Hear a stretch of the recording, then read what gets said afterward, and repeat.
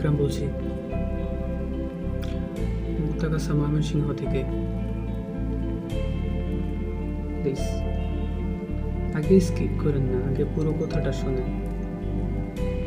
পুরো কথাটা শোনার পর আপনার যদি মনে করলেন যে মনে হয় যে আমি অবান্তর কথা বলতেছি, তাহলে আপনি স্কিপ করে চলে যেতে পারেন, কিন্তু প্লিজ আমাকে 10টা মিনিট সময় দেন। হতে পারে এই কথার মধ্যে এমন কিছু থাকতে পারে যেটা আপনার উপকারে লাগতে পারে, বা হতেও পারে যে আপনি যে নিজেকে এরকম আলাদা বা অ্যাবনর্মাল মনে করছেন, কিন্তু আপনি অ্যাবনর্মাল না, আপনার মতো আরও অনেকে এরকম আছে। এই ভিডিওটা তাদের জন্য যারা সমাজের নির্যাতিত, যারা নিজের বাবা মা, আত্মীয় স্বজন, বন্ধু বান্ধব কর্তৃক বুলিংয়ের শিকার। দেখেন, এই দুনিয়াতে 700 কোটি মানুষ আছে, আর 700 কোটি মানুষের মধ্যে 700 কোটি ধরনের চিন্তা ভাবনা আর 16 ধরনের ব্যক্তিত্ব আছে এই দুনিয়াতে। তার মধ্যে আমার ব্যক্তিত্বটা বলি, হয়তো আপনি ওই ব্যক্তিত্বের হতে পারেন ENFP, এক্সট্রোভার্ট ইনটিউটিভ ফিলিং পার্সেন্সি। এক্সট্রোভার্ট মানে বহির্মুখী, ইনটিউটিভ মানে স্বজ্ঞাত। স্বজ্ঞাত মানে তো আপনারা বুঝতে পারছেন যে এই ধরনের মানুষরা হাসি খুশি থাকতে অনেক ভালোবাসে। আর ইনটিউটিভ আর মানে ফিলিং, অনুভূতি। এই ধরনের মানুষেরা মানুষের নিজের কষ্ট তো বুঝেই, আর অন্য মানুষের কষ্ট বুঝে, অন্য মানুষের ভালো লাগা, খারাপ লাগা, কষ্ট লাগা সব কিছু বুঝে। আর পার্সেটিভ, এই ধরনের মানুষরা অনেক ক্রিয়েটিভ মাইন্ডের হয়, আর তাদের মাথায় আইডিয়া গিজ করে। এখন আপনাকে এটাই বলতে চাই যে হয়তো আমরা সমাজের ভয়ে মনে করলেন যে উচিত কথা বলতে পারি না। উচিত কথা মানে বললে অনেক ধরনের ভয় থাকে, যে অনেক কথাই এখন বলা যায়, কিন্তু বললে মনে করলেন যে অনেক কিছুই হয়ে যেতে পারে, তাই কিছুটা বলছি। হ্যাঁ, আমরা আর 5টা তথাকথিত ছেলেদের মতো স্মার্ট না, সিগারেট খাই না, চুলের স্টাইল করি না, হুন্ডা নিয়ে ব্রুম ব্রুম করি না, পাঙ্কু আবুল সাজি না। এরকম অনেক মেয়ে আছে যারা স্টাইল করে না, ছেলেদের সাথে একটু ফ্লার্ট করে কথা বলে না, কিন্তু এর মানে এই না যে আপনারা দুর্বল বা আমি দুর্বল। আমরা খুবই জেনুইন আর লয়াল টাইপের হই, আর আমাদের লয়ালিটি সবাই ডিজার্ভ করে না। আর এই ENFP টাইপের মানুষদের একটা সমস্যা কি জানেন? তারা যে কারোর সাথে বন্ধুত্ব করে ফেলায়, তারা কোনো ওয়েট রেখা বন্ধুত্ব করে না। এখন তাদের মনে করে যে পাওয়ারগুলো আছে এই ENFP স্বভাবের মানুষদের, এক, তারা চটজলদি কারোর সাথে বন্ধুত্ব করতে পারে, তারা মিশুক স্বভাবের হয়। আর তারা বাচ্চাদের সাথে ভালো মিশতে পারে, তারা একটু কমেডিয়ান টাইপের হয়।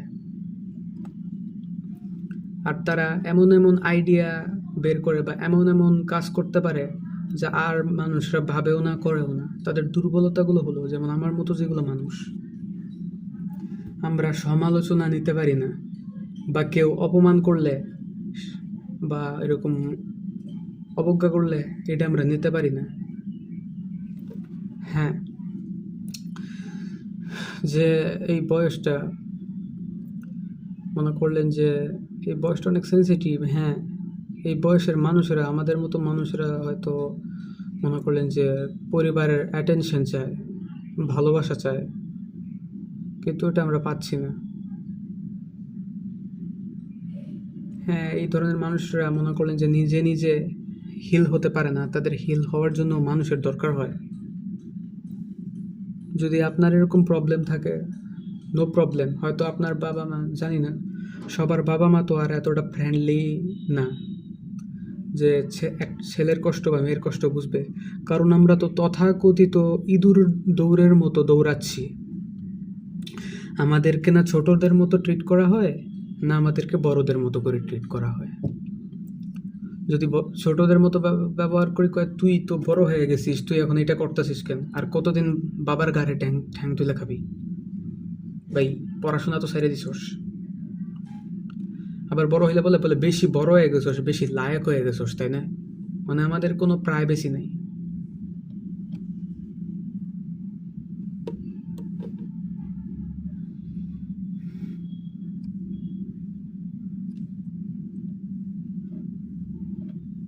কিন্তু তারপর আমি বলতে চাই, এই যে মিস্টার বিনও কিন্তু একটু অ্যাবনর্মাল টাইপের, জানেন? মনে করলেন সে কী করছে, সে কেন এতটা পপুলার, এতটা ফেমাস? কারণ উনি প্রুভ করে দিয়েছেন যে কথা না বললেও শুধু ইশারা ইঙ্গিতের মাধ্যমে গোটা দুনিয়া জয় করা সম্ভব, উনি পারছেন। ব্রুসলি, যার এক পা আরেক পায়ের চেয়ে ছোটো ছিল, কিন্তু তাও উনি মার্শাল আর্টের কিং হয়েছে। হতে পারে যে অনেক আপনার একটা প্যাশনের জিনিস, এইটা হয়তো আপনার বাবা মাকে কষ্ট করে রাজি করে গেছেন ওই জায়গাটায়, কিন্তু ওইখানে যে আপনার এক্সপেকটেশন ভার্সেস রিয়েলিটি, হয়তো ওইখানকার ট্রেনার বা কোচ বা যেই হোক না কেন, যে টিচার আপনার সাথে ভালো ব্যবহার করেনি, আপনার এরকম পার্সোনালিটির জন্য আপনার সাথে খারাপ ব্যবহার করছে, বা আপনাকে তাড়াই দিছে, বা আপনাকে বুলিং করছে। সত্যি বলতে এটার মানে এটা না যে এটা আপনি পারবেন না, এটা আপনাকে দ্বারা হবে না। সমস্যাটা ওই টিচারের, যে আপনাকে বুঝতে পারেনি। একটা টিচারের, একটা মেন্টরের দায়িত্ব থাকে যে স্টুডেন্টকে বোঝা, কারণ তার ছাত্র এক রকমের থাকবে না, কারণ এক একজন ছাত্র এক এক রকম, এক এক মেন্টালিটির। তাই একটা টিচারকে এক ভাইবসে না শিখায় সেই এক মাল্টিপল ভাইবসে শেখানো উচিত।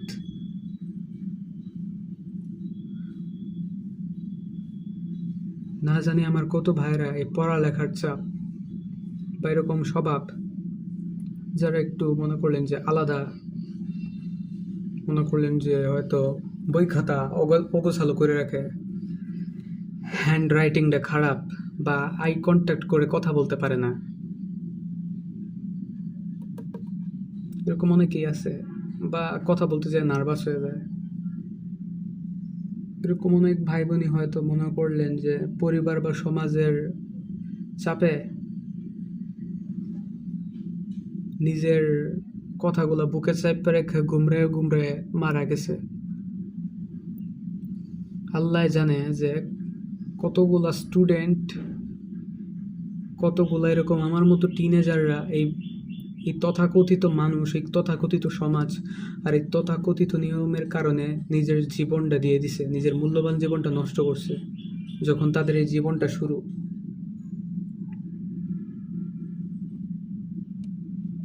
দেখেন, আপনার এই মুহূর্তে মনে হতে পারে যে আপনার সাথে কেউ নেই, কিন্তু এটা মনে রাখেন, আপনার সাথে আমার মতো যারা এরকম অসহায় মানুষ, তাদের মাথার উপরে আল্লাহ আছে। আল্লাহ সব কিছু দেখতেছেন। আল্লাহ একটা সময় না একটা সময় আপনার অবশ্যই ঠিক করে দিবেন। আপনি নিজের উপর ডিপেন্ডেন্ট হন। যখন দেখবেন যে আপনি নিজের উপর একটু হালকা ডিপেন্ডেবল হয়ে গেছে, যখন আপনি ওই তথাকথিত লজ্জা, সোশ্যাল অ্যাংজাইটি জিনিসটা উপরে ফেললে চলতে শুরু করবেন, দেখবেন যে আপনি একা না, আপনার মতো আরও হাজারটা মানুষ আছে। হয়তো আমার মতো হাজারটা ইকরাম এখনো এই বাংলাদেশে আছে, যারা আজও দেখে নতুন কিছু করার, পুরাতন সব নিয়ম ভাঙার। স্বাধীন তো হয়েছি ঠিক আছে, কিন্তু মনের দিক দিয়ে আমরা কয়জন স্বাধীন হয়েছি আল্লাহ জানে।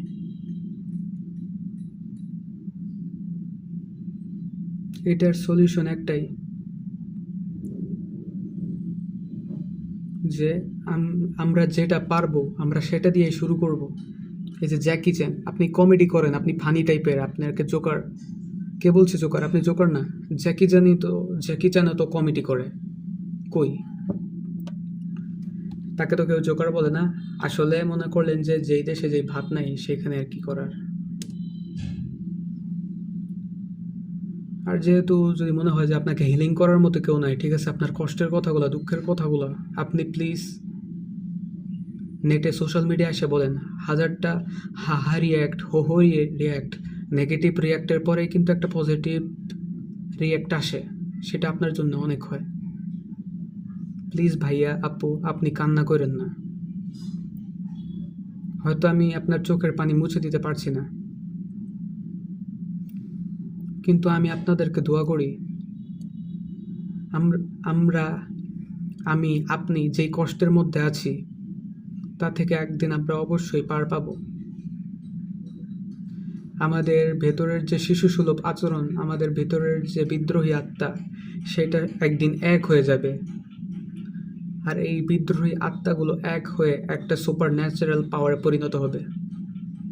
রাখি। আসসালামু আলাইকুম। পারলে এই ছোট ভাইটাকে একটা লাইক দিয়ে দিন।